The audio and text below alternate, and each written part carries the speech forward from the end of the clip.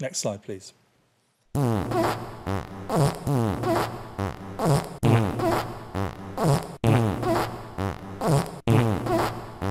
Meanwhile, they did a fact check. One of those news things that did a fact check. They said it's incorrect.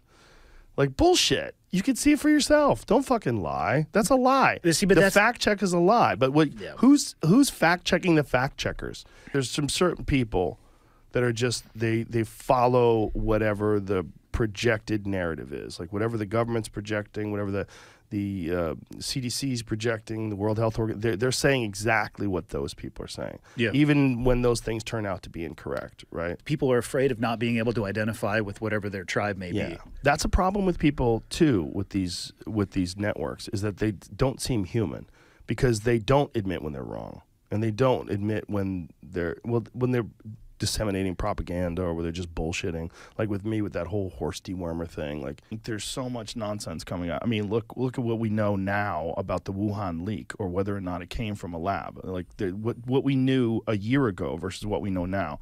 It's amazing how much we opened up to the lab leak idea as soon as Donald Trump was out of office. It's like, hey, guys, we've been going over these papers, and it seems like that's kind of possible. Yep. So in the first slide... First of all, to watch you get ostracized.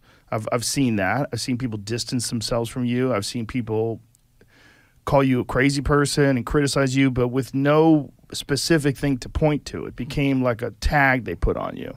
Like, oh, that guy. Like, I brought you up to someone, and he goes, oh, that guy's crazy. I go, how so? There was no answer. Yeah. I was like, okay, so this is a thing you're going to just say someone's crazy when they say something that's inconvenient or say something that makes you uncomfortable because you've decided to accept a certain narrative. Did Twitter warn you? No. Now, I did have, in the case of when I was banned from LinkedIn, remember this happened. I wasn't aware of that. Yeah, I was deplatformed from LinkedIn many months ago. And it was, there was actually 2 events of deplatforming in LinkedIn. And in both cases, I was able to get an explanation for what the specific crimes were, the thought crimes. This is the only time ever in our life where you have to do one thing and you have to ignore all evidence that other things are effective. The news is talking about all this crazy shit with Aaron. What they're not talking about is exactly the same thing they're not talking about with me. He got better really quick.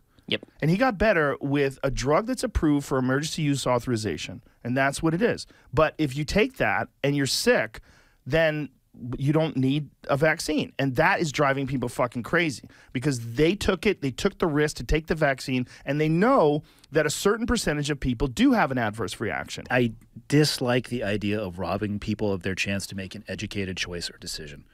I think so too. I agree with that. Next slide, please.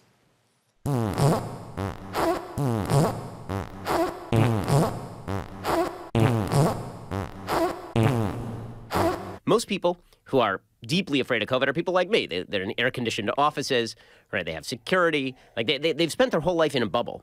And if you spend your whole life in a bubble, then any risk penetrating that bubble looks just unbelievably outsized. Exactly. And the human brain is not...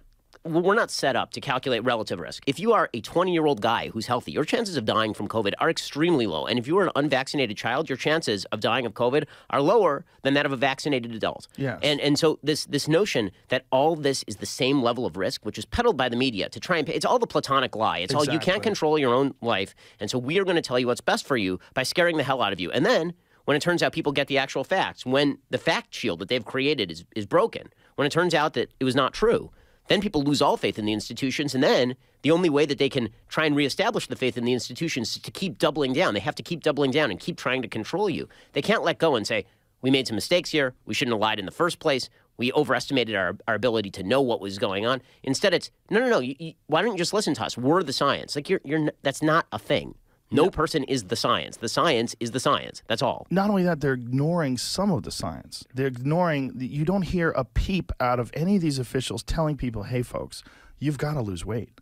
This is very important. Yep. We look at the numbers of people that are obese that catch COVID. It's very high. Here's another one, vitamin D. You've got to increase your level of vitamin D. Either get regular sun exposure or take a supplement. They literally very told you simple. stay in your house Yeah. and don't go in the sun. Yeah. For the vast majority of the pandemic.